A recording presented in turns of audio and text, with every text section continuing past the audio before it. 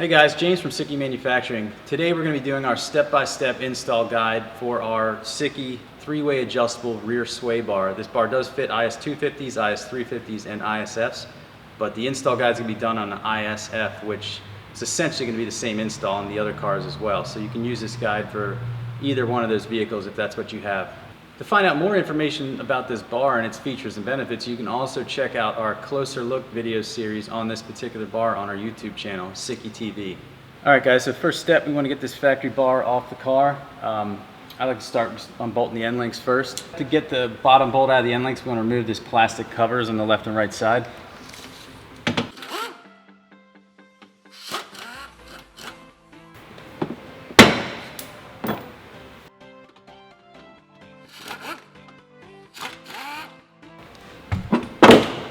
All right, now we've got this plastic covers out of the way, we can access this lower end link bolt. So we're going to remove that. Slide it out.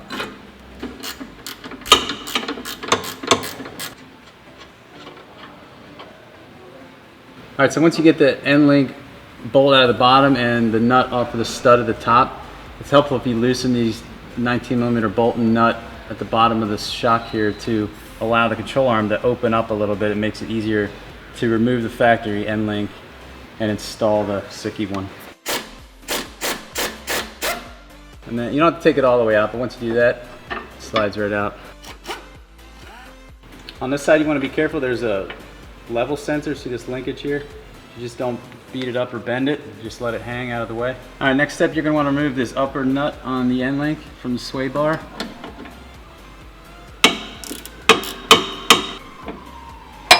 And it helps if you, right before you get started on this, you spray all these with some kind of penetrant oil, PB blaster, whatever you got.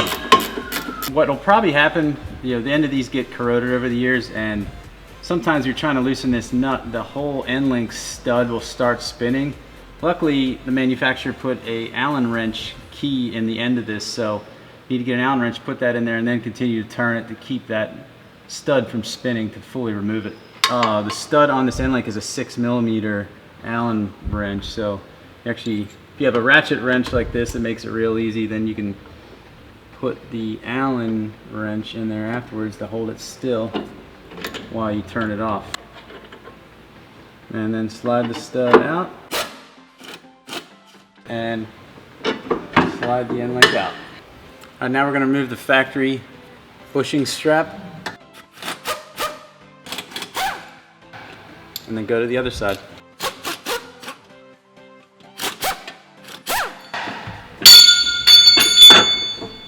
And now you want to you're going to have to twist it and work it out towards the driver's side, but it comes out pretty easy, like that. Alright, so next step, we're going to get ready to put the Sikky bar on. You would take the Sikky bushings, apply some of the sway bar preload liberally, and press the bushing over the bar.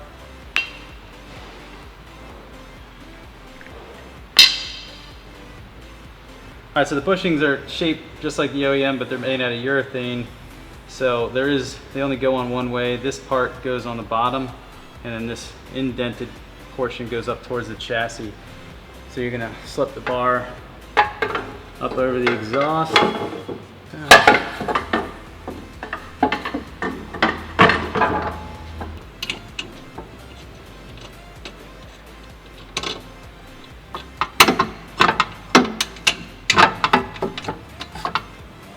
And go to the other side.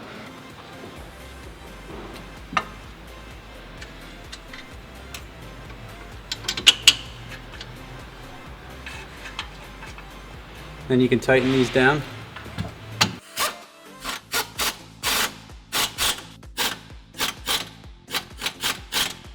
And go to the other side. Now we're ready to move on to the Sikky end links. For the ease of showing you guys how to do this install, we're doing on the lift, but ideally you get the end link installed on the bottom of the control arm and then just move to lowering the car down, and you can kind of reach up in here, and the last step is to adjust this so this bolt stud slides into the bar easily depending on what position you want. We're going to be running in the middle position on the setup that I want to try on the car. So you use the factory hardware to go through the bottom of the end link, and don't forget the level sensor linkage. So this needs to go on the front side of the control arm and line that up with the bolt hole, and then drop this portion down in there, and then you can slide the bolt through and install the nut. So since this end link is the first one to go on, we want to make sure that right now it's at its fully compressed height as far as what the end link can do. So we turn the turnbuckle to the right, and it'll pull both end links in. You can see this lock nut's still a little bit loose. So we take this nut off and leave one washer on there that goes on the one side of the bar, and slide it through the middle hole. And you just pull up or down the bar to get it to go in there without binding. And put the washer on the inside and the lock nut. We're ready to tighten that down. You're going to hold the inner portion of the heim joint stud, and we're going to tighten this big 19mm nut up.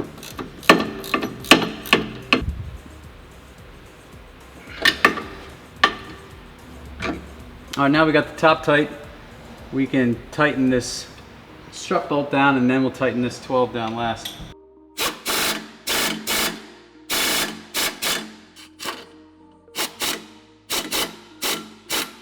And you can see this still is adjustable. You turn it one way, it pulls the bar down, and pushes the bar up. Like I said, we want to kind of get it down to the point where it's pulling down as far as it'll go, meaning the end links are sucked all the way into the turnbuckle, and then go back just a little bit to kind of give it a little wiggle room. Then we can actually tighten down these jam nuts. And before you tighten them down, you want to align this end link so it's straight up, and this one's straight in the middle of its travel. They can kind of rock back and forth, but you want to have it kind of in the middle when you lock this down, so it's in the middle of its travel and there's plenty of play. So it's helpful to hold the turnbuckle with one wrench so you keep things straight, and then tighten the jam nut.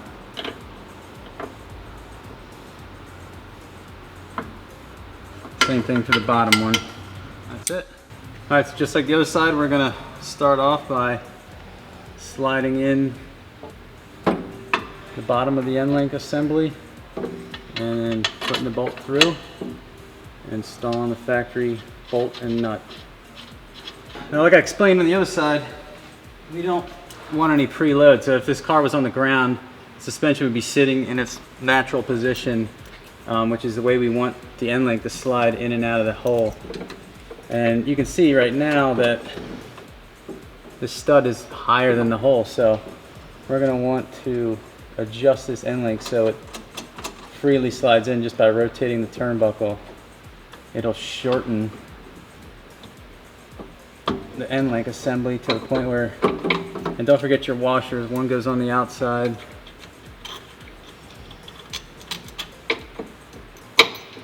So we want it to slide in. See how right now it kind of starts to get tight, so we want to actually lengthen it a little bit, and it pops right in and it's going through perfectly straight, so it's not bound up in there, it's not preloaded. Get it nice and tight. Alright, now we got the top of the end link tight, we're going to tighten up the bottom of the strut like we did on the other side.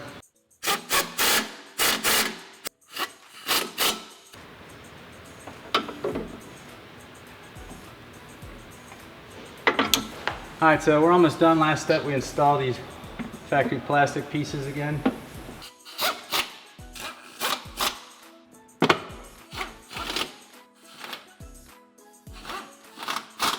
And that's it.